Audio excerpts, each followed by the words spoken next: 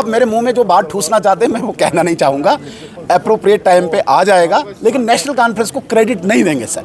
अब वो 4 साल में आए, 2 साल में आए, 70 साल के बाद 370 हटा या 70 महीने के बाद आए। पहले साल में तो कुछ नहीं बताया, 4 साल बाकी हैं, 4 साल में देखते हैं अब 4.5 1 लाख नौकरी 1 साल में देनी है ना। तो अभी 5वां 6ठा महीना चल रहा है, तो 50,000 अभी तक हो जानी चाहिए थी।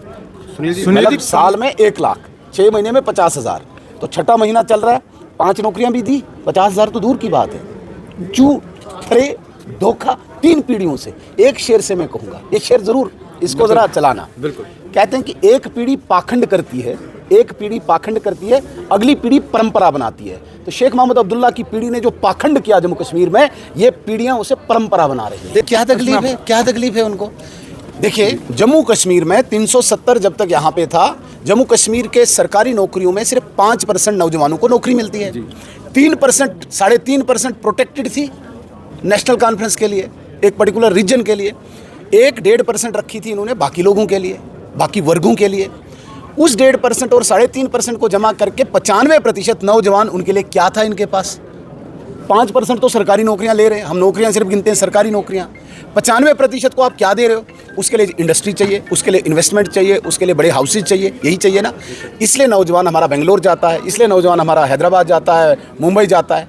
अब इन्वेस्टमेंट इंडस्ट्री को यहाँ पे ओपन करने के लिए अगर नॉन स्टेट रेजिडेंट आता है तो मीर साहब को तकलीफ क्यों है? हाँ, अगर वो वायलेट करता है प्रिंसिपल्स को तब उनको तकलीफ होनी चाहिए।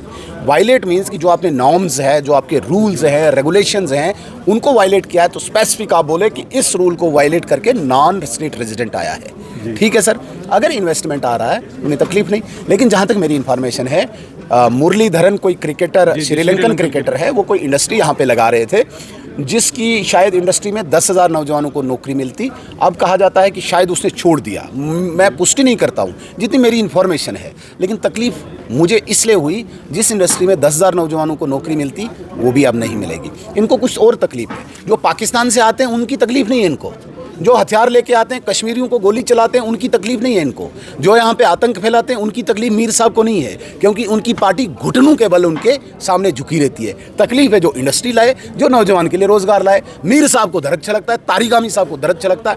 एक भी बार इतनी प्रोसीडिंग्स में ये रहे होंगे मेरे से पहले भी, कहीं पे भी इन्हें खड़े उठ के ये नहीं बोला कि पाकिस्तान से नॉन स्टेट रेजिडेंट आतंकवादी आया, बोला कभी नहीं बोला ना। तकलीफ मुरलीधरन की है, इंडस्ट्री लगाता, नौजवान नहीं लगने चाहिए इनको। नौजवान एक फैक्ट्री है, कांग्रेस एनसी को पत्थर दे दो, लगाओ इनको सड़कों में, ये एक फैक्ट्री है। ये फैक्ट्री बंद नहीं होनी चाहिए कोई इंडस्ट्री आने से। इसलिए इलेक्टेड का ये बजट पब्लिक बजट है। आप ज़रा पब्लिक में जाएँ, आप किसी किसान के पास जाएं, किसी नौजवान के पास जाएं, डेली वेजर के पास जाएं, कॉन्ट्रेक्चुअल के पास जाएं, रहबर वालों के पास जाएं, एनएचएम वालों के पास जाएं, महिला के पास जाएं, गरीब के पास जाएं, आप उनसे पूछें, मुझे नहीं पूछे ना। चलो मैं इनका अपोजिशन लीडर हूं, मैं बोलूँगा कि भाई ये गलत है। आप आम पब्लिक से पूछें क्या दिया।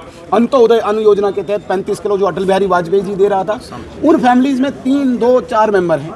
2 मेंबर को कुछ नहीं मिलेगा, 3 मेंबर वाली फैमिली को कुछ नहीं मिलेगा क्योंकि 35 किलो पहले मिल रहा है। 4 मेंबर अगर कहीं किसी फैमिली में है तब 5 किलो बढ़ाएंगे। अच्छा, 200 यूनिट बिजली, इनको बताओ कि एक्सप्लेन करो क्या ये ऑन ग्रिड बिजली है?